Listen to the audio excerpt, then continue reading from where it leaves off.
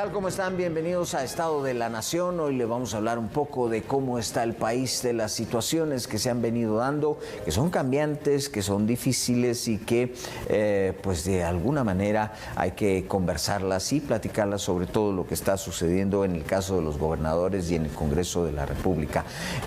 Analistas invitados, hoy tenemos a Mario López, que está acá con nosotros, y estamos esperando que se integre con nosotros Alejandro Morales. Muchas gracias, Mario, por estar por acá. Bien, tenemos al país en esta situación. Comencemos por los gobernadores. Los gobernadores siempre han sido una atribución, los representantes directos del presidente de la República en los departamentos. Eso es lo que dice la Constitución de la República, y sin embargo, tratando de darle un ejercicio democrático, pues el presidente pidió ternas y le han nombrado ternas y no le gustan del todo, porque obviamente son ternas que están ligadas mucho a la estructura que ya existía en el país. ¿Cómo se ve eso del nombramiento de los gobernadores para el gobierno? Pues complejo y complicado de poder tomar una decisión. Creo yo va a ser algo muy difícil para el presidente, sobre todo por los grupos de poder que se van instalando alrededor de estas gobernaciones o de los, digamos, gobernadores como tal, como figuras. Y bueno, todo recae quizás en tratar de fomentar un modelo de gestión pública, pero donde no hay condiciones del aparato burocrático del Estado para poderlas implementar. Entonces aquí entiendo yo que el presidente, por esa idea que viene de la campaña de transparentar procesos, de hacerlo más abierto a la ciudadanía, pues propone esta idea de pues que la sociedad civil, que los consejos departamentales de desarrollo puedan organizarse para proponer ternas. El tema aquí es que siempre que hay una variable de poder o siempre que hay una figura que va a tener cierto poder a lo interno, como es en el caso de los gobernadores, y voy a hacer un paréntesis acá, porque estoy diciendo esto, porque claramente que la ejecución presupuestaria en cada departamento la lideran y la gestionan principalmente los gobernadores, y esto pues lo digo para la audiencia para que entienda, digamos, qué función principal o cuáles de las funciones principales de los gobernadores.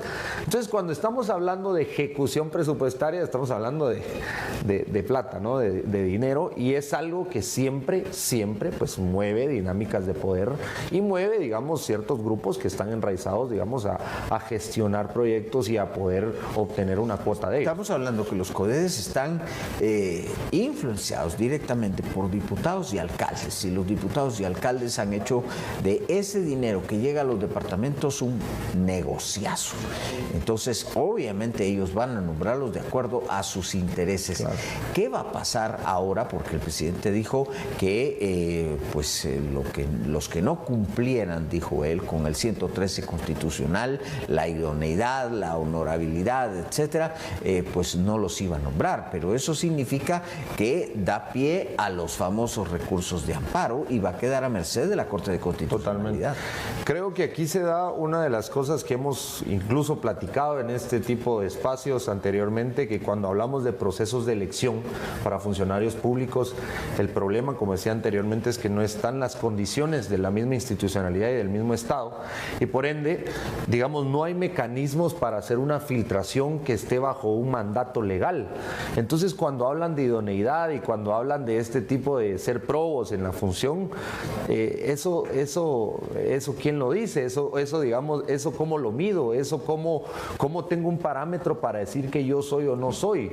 Y al final, obviamente, como está este vacío legal e institucional, pues ahí es donde los actores juegan ya con los recursos que la ley ahí sí les permite, que es, digamos, proponer un amparo ante la CC para que se les valide ciertos derechos. Ahora, en la pregunta que hacía al inicio, ¿qué se debe venir sobre este escenario?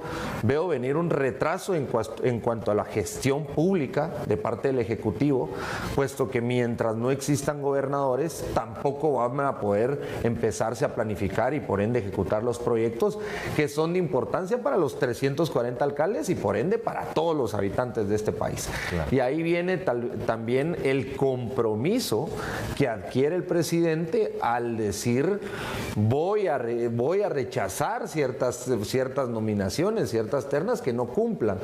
El tema es que esto entonces se vuelve un ir y venir entre los consejos de desarrollo, el ejecutivo, y vienen recursos alrededor, que entonces lo que vamos a tener es digamos un cabildeo político que puede ser un poco duradero, desgastante y que al final va a hartar a ciertos grupos sociales y va a hartar, digamos, a los alcaldes principalmente, que son los que están ahorita ya presionando. Vimos al alcalde de Santa Catarina Pinula ya preguntando, y bueno, y las horas y los proyectos para cuándo, ¿verdad? Y entonces ahí va a empezar una clase de presión que quizá en este momento no se avisoriza, pero que en medida de que el tiempo pase, la presión va en cadena y también la gente va a decir, bueno, ¿y entonces qué pasa con esos compromisos de desarrollo? Vienen dos puntos importantes también ahorita para la administración. Número uno, tanto el Ministerio de Salud como el Ministerio de Comunicaciones, dos puntos vitales, medulares, pues detuvieron contratos para mientras los examinan en términos de si esos contratos fueron autorizados de una manera pues proba, una manera correcta, pero mientras tanto está detenidas las compras y detenidas las obras en esto. El Ministerio de Comunicaciones, pues obviamente el tema de las carreteras es vital. Tenemos las peores o de las peores carreteras en toda América y luego tenemos un sistema de salud que empieza a paralizarse. Y me paso inmediatamente al otro ministerio que es complicadísimo, el Ministerio de Educación, que tiene que empezar a negociar nuevamente pacto colectivo de condiciones de trabajo, que se avisora en esos tres frentes que tiene la misma administración de Bernardo Arévalo. Bueno, también creo que es una de las cuestiones focales de estos primeros 100 días que esperábamos. Al final tenemos un presidente que se vuelve un gestor, y un gestor lo que tiene que dar es resultados. Y ahora aquí viene el tema de lo complejo y lo negativo que le puede resultar a un presidente no estar gestionando al menos lo prioritario en los primeros días para darle, digamos, un respiro a la ciudadanía que en efecto la decisión en elecciones fue la correcta. De esta manera creo que siempre va a variar de los modelos de gestión que tenga un presidente. Digamos, ahí tenemos un presidente como el que tenemos, que llegó con una bandera anticorrupción y entonces la idea es cortar de raíz y tratar de hacer, digamos, una reestructuración total, pero creo que dada la temporalidad misma que tienen como mandato, dado que las necesidades de la población están día con día, la gestión en lo público no debería de cesar. Y aquí es nuevamente el proceso de que la transición que tuvieron el gobierno entrante no, desde mi punto de vista, no fue efectiva, a tal punto que los ministros hoy están, digamos, aprendiendo cómo debe ser el modelo, y lo que creo que no han o no avisoraron, porque creo que hoy ya lo están entendiendo mejor, es que al final el parar todo para que entre una auditoría, para que entren esos mecanismos de fiscalización, no es como tronar los dedos y que ya mañana esto ya se limpió.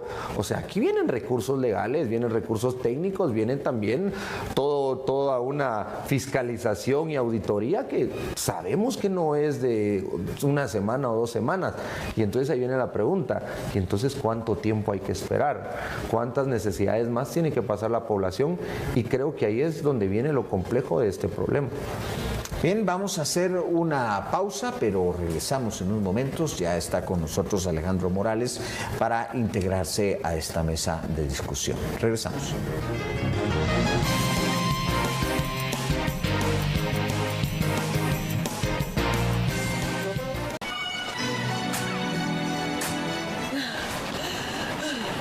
¡Qué calor hace aquí! ¡Qué cansada se muñeca! Hola, Barbie. Me llamo Majo. La magia del cine llega a tu pantalla gracias a TV Azteca Guate. No te pierdas este domingo 10 de marzo a partir de las 5 de la tarde en vivo la entrega número 96 del Oscar, conducido por María José Sasso y Guille. TV Azteca Guate, el mejor canal.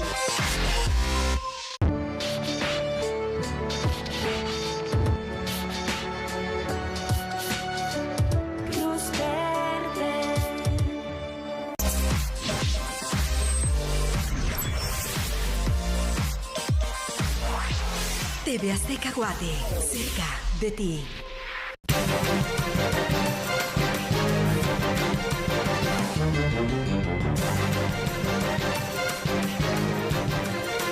Bueno, continuamos este análisis de la coyuntura nacional. Ya se integró con nosotros Alejandro Morales y estábamos platicando con Mario López para conversar acerca de lo que está sucediendo. Habíamos platicado ya del tema de los gobernadores, pero ¿cuál es su perspectiva en torno a todo este problema que se generó, pues en torno a tratar de hacer una escogencia, entre comillas, lo más democrático posible?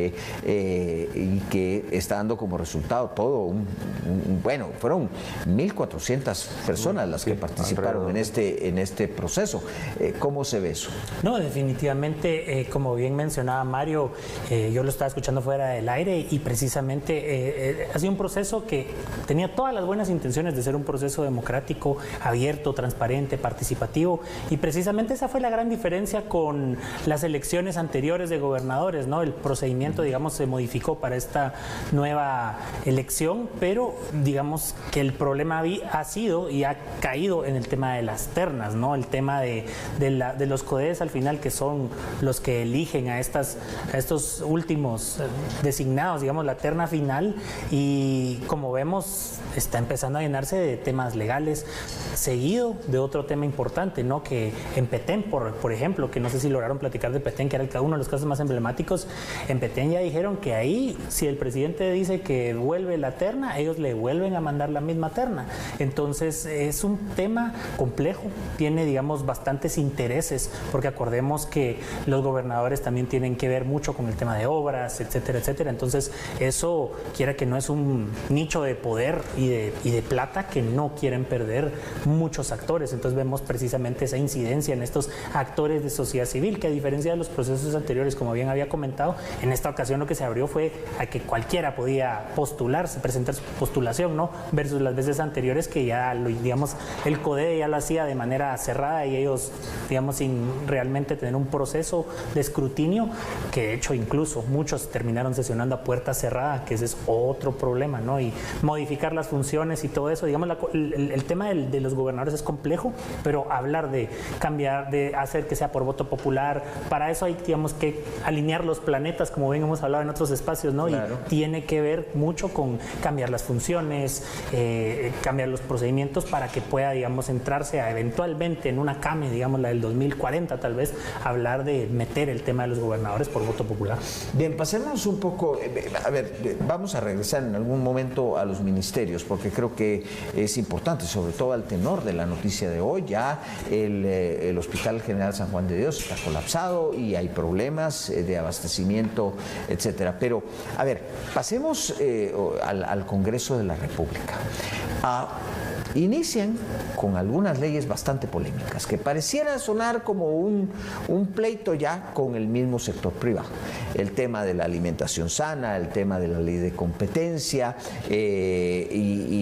ahorita se me está olvidando la otra ley polémica que tienen por ahí en cartera y que choca obviamente con el sector empresarial del país. ¿Era lo más inteligente entrar con estas leyes polémicas o al final sacar todo aquello en donde poco más o menos había un acuerdo de la población? Bueno, creo que aquí tal vez se va a referir más que todo a lo que está pasando en el Congreso como un escenario netamente político, y es mantener esa efervescencia de lo que lleva a un partido político a gobernar, y obviamente y darle a la gente al final esa esperanza de que se está haciendo lo que gestiones anteriores no trabajaron.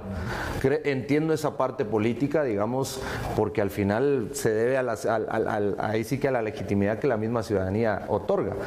Lo que yo veo complejo, digamos, en esto es que las iniciativas de ley o los anteproyectos de iniciativas de ley están pasando en tiempo récord. ¿Y a qué quiero llegar con esto? No estoy diciendo tampoco que deberíamos de esperar 1000 años a que pase algo, pero creo que hay que respetar ciertos procesos que la misma ley orgánica del organismo legislativo pues establece, como por ejemplo proponer el anteproyecto, que pase en comisiones, que se haga la evaluación técnica, que se invite a los sectores, que se haga esa dinámica pros y contras, que se emite un dictamen y con un razonamiento un poco más analítico podamos determinar la viabilidad que tienen estas iniciativas. Creo que al paso que lo están haciendo no está pasando este proceso, y aunque muchos digan, no, es que ahí se pierden, pues entonces, ¿qué queremos? Queremos tener bastantes leyes que al final no competan a las necesidades o que tienen ciertos vacíos con respecto a los otros grupos empresariales, gremiales, etcétera, o queremos, digamos, iniciativas que quizá no sean tantas en cantidad, pero que en calidad me beneficien a mí como ciudadano. Y creo que con esto tuvieron el primer parámetro, digamos, de la ley de clases de pasivas del Estado, y ahí fue un indicador de decir, iniciativas de país, fue un indicador para decir, no es solo así de primera, segunda, tercera lectura y vámonos, porque siempre hay un andamiaje burocrático, administrativo, financiero y político que cualquier iniciativa de envergadura nacional, digámoslo así, debe contemplarse. Vamos a esto, la otra ley que estaba yo perdiendo, la de defensa del consumidor, que será la que crea la Procuraduría de Defensa del Consumidor. Bien, hay bastantes cosas interesantes por decirlo así, pero que son cosas bastante polémicas. En el caso de la ley de defensa del consumidor, pues ya sabemos que crea una procuraduría que tiene casi funciones de juez imparte sanciones, puede cerrar negocios al instante. Luego tenemos la ley de competencias. La ley de competencia, habían varios proyectos de ley de competencia, llevaban una en el Congreso y ahora la sacaron hacia una comisión presidencial que no sabemos qué es lo que le va a contestar la Corte de Constitucionalidad ante esa movida. Y luego la famosa ley de alimentación sana, que es una ley de etiquetado, por decirlo así, pero que también conlleva un impuesto, y ellos habían dicho que no iban a ir por impuestos. ¿Qué les va a pasar en torno a esas iniciativas con las que se están jugando muchas cosas en el Congreso y, por supuesto, la convivencia pacífica con un sector privado? No, y definitivamente era algo que Mario ya había mencionado, ¿no? El tema de ¿qué queremos? ¿Mucha legislatura o queremos calidad de legislatura, ¿no? Al final, como bien mencionaba Mario, ¿no? Todas las leyes siguen un trámite y parece que estos trámites ahora van a 1000 por hora, o sea, está bien, se aplaude, es muy positivo para el país que una legislatura y una junta directiva tenga toda la disposición de aprobar legislatura que sea de beneficio para el país, a diferencia de legislaturas anteriores que había que estarse cuidando, ¿no? Porque en una de esas y prácticamente se liberaba a los presos de las cárceles como en 2017, ¿no? O sea, el tema es complejo, ¿no? Y creo que con la iniciativa de ley de competencia sí ha habido, digamos, una especie de fisura, si no es que una fractura, una fisura en, digamos, el oficialismo actual, ¿no?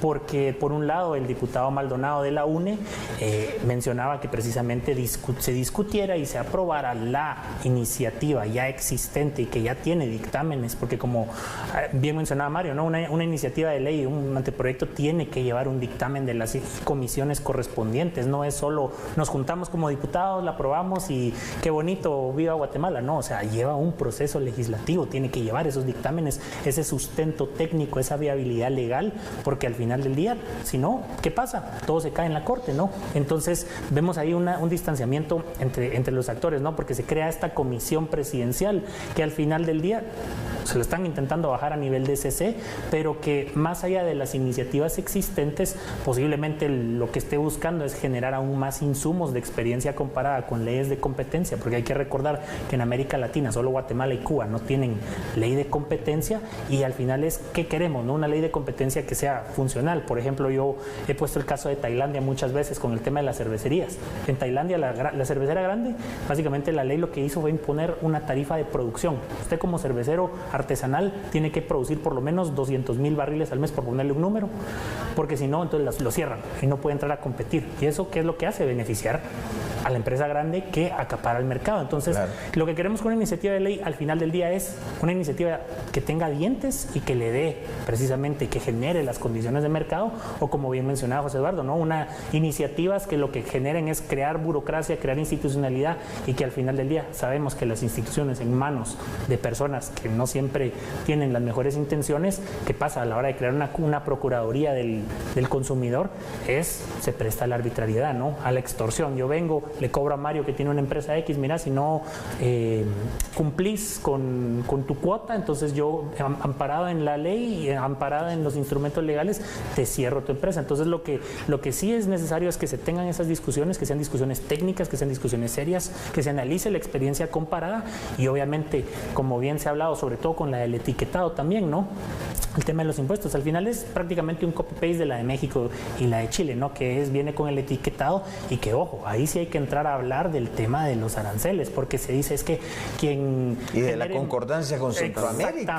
Exactamente, porque hay estándares centroamericanos regionales a los que nos tenemos que regir sí o sí, por mucho que la legislatura tenga, la 10ª legislatura tenga toda la iniciativa de aprobar ese tipo de leyes, son cosas que no se pueden pasar por alto. Bueno, esto nos lleva a la pregunta siguiente: ¿hasta cuándo va a durar la alianza oficial en ese sentido? Ya han habido actores de la alianza oficial, particularmente de vos, particularmente el caso de Adil Maldonado, que domina una buena parte de lo que es la UNE, que ya se han mostrado críticos en este sentido. ¿Hasta dónde va a llegar la alianza oficial así? Bueno, yo creo que, tomando de referencia legislaturas anteriores, creo que el primer año harán la lucha por mantenerla, pero el punto álgido de esta alianza será en el anteproyecto de ingresos y egresos del Estado, que es cuando ya cada quien, de acuerdo a sus intereses, de acuerdo a bueno, y en la elección de Cortes. Y en la elección de Cortes, a eso yo. Elección de Cortes, presupuesto, que son temas torales del Congreso, bueno, el presupuesto todos los años, pero este año tenemos la elección de Cortes, que bien sabemos que ahí hay otro foco de poder también muy importante, y creo que ahí puede ser esa ruptura donde ya cada quien, pues como dicen, jale agua para su molino. Ahora, la preocupación quizá más grande viene para el oficialismo, puesto que su bancada está en un estatus indefinido, digámoslo así, y que las dos bancadas que son las que soportan el oficialismo, tanto Cabal y la UNE, pues también tienen intereses que a veces pareciera que son muy distintos a lo que pueda tener el oficialismo. Y no les va a interesar que el oficialismo salga de esa situación. Totalmente. Entonces, ese punto creo que va a ser va a ser el punto de partida para ver qué escenario nuevo si pasan esas pruebas, creo que por bien del Ejecutivo a lo mejor puede sostenerse esta relación entre partidos, pero lo veo muy complejo por lo que ya se está visorando actualmente. ¿Cuál es el futuro de esa alianza? Yo veo que en Cortes van a tratar de más o menos ir manteniendo la alianza. Yo más creo que en el tema donde puede haber una ruptura, más que todo va a ser en el tema del presupuesto, aunque no veo que la bancada Cabal y la bancada de la UNE, que son, digamos, estas dos grandes bisagras, vengan a cederle, digamos, una cuota de poder al partido Vamos, por ejemplo, sino que más bien veo yo que ellos, ante el escenario de que el partido oficial se mantenga en ese limbo legal y siga sin personería jurídica y se mantengan como diputados independientes, posiblemente el nivel de demandas y de concesiones que le va a tocar hacer al partido Semilla, que de momento está suspendido en el Congreso, le va a tocar hacer un poco más de concesiones, y seguramente, como ha pasado en dinámicas legislativas anteriores, van a querer amarrar presupuesto y como se ha hecho antes, sacar presupuesto y junta directiva para el siguiente año de una vez. Ya se habla que la ampliación presupuestaria no va a ser de 10.000 millones de quetzales, sino de 13.000 millones de quetzales. Eso es poco más o menos el pronóstico que se hace, pero eso se sabrá exactamente hasta que ya la lleven al Congreso de la República. Ahí van a tirarse de los pelos también por la plata. Es uno de los puntos principales, pero quiero retrotraerme otra vez a los ministerios.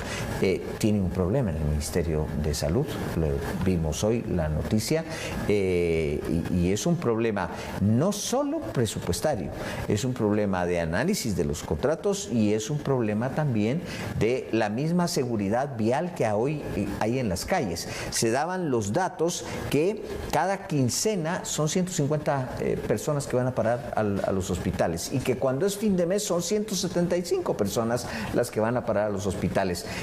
¿Cómo va a poder operar así el Ministerio de Salud toda vez que paró los contratos de compras?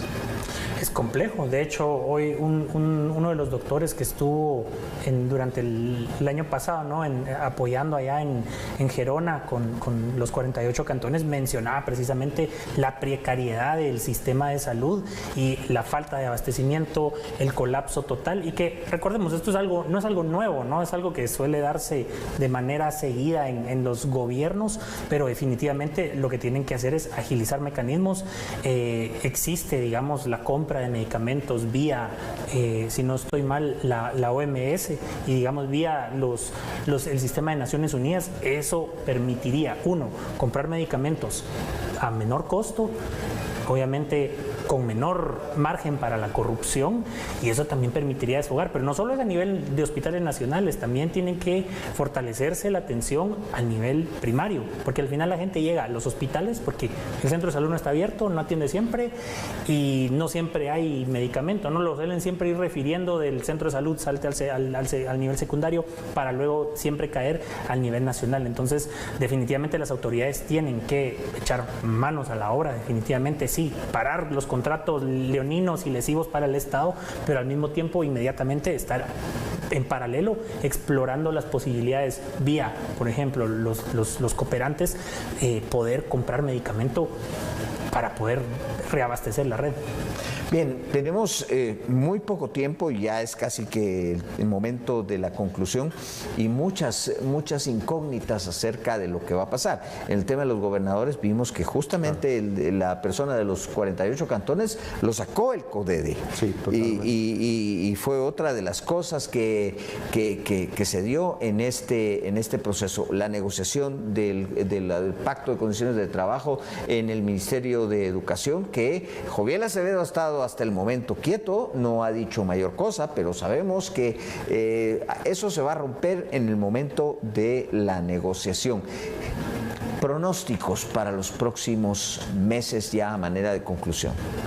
Pronósticos que de seguir que tener este mismo ritmo de gestión, vamos a tener digamos, una insuficiencia en cuanto a la perspectiva que tiene el ciudadano hacia el gobierno, y esto va a ser una cadena, puesto que cuando llegue el nuevo presupuesto tampoco va a pasar, porque yo tengo que gestionar para que me puedan aprobar más, pero estoy demostrando quizá que no tengo la capacidad entonces esto va a venir siendo algo recurrente que podemos ver en un mediano plazo, y es algo triste para todos. Claro. ¿Cuál es el pronóstico? Van a seguir fortaleciendo las instituciones con cuadros. Hemos visto recientemente nombramientos de cuadros altamente técnicos, pero que definitivamente sí se mantiene esa lentitud para las contrataciones, para la ejecución presupuestaria. Vamos a ir viendo un desgaste, porque si el ciudadano ve que le siguen extorsionando, que la cosa sigue cara, que no, digamos, hay resultados palpables. Y vimos, por ejemplo, ayer un video bastante interesante del ministro de Gobernación, donde él, digamos, ha estado muy activo, ¿no? Pero demuestra cómo... De hecho, el más activo de todos. Es el más activo, y eso es otra cosa que es muy importante mencionar. En tema de comunicación, el gobierno necesita una estrategia articulada de gobierno, porque se percibe que las instituciones va cada una por su lado. Y vemos, por ejemplo, las que más comunicación... Hay unas que tienen más relevancia que otras, ¿no? El Ministerio de Comunicaciones, el Ministerio de Gobernación, pero digamos que no existe como tal una estrategia coherente que permita comunicarle a la ciudadanía los resultados. Vemos, por ejemplo, un ejercicio muy transparente y positivo que publica Segeplan de sus logros, digamos, del 15 para acá. Eso es positivo, pero hace falta que eso esté homologado a nivel de instituciones, de ministerios y secretarías para que la información fluya de forma directa al ciudadano. Pero como bien mencionaba Mario, si las instituciones no dan resultados, la gente se va a ir frustrando y va a empezar a decir es lo mismo de siempre, es la misma cosa, mucha podrá ser la primavera, ¿no? Pero si no ve resultados palpables, la gente se va a frustrar y se va a cansar. Bien, pues muchas gracias a nuestros invitados, a Alejandro Morales, a Mario López por haber estado esta noche con nosotros en Estado de la Nación. A ustedes, como siempre, muchas gracias por su atención y por su preferencia. Tengan una buena noche.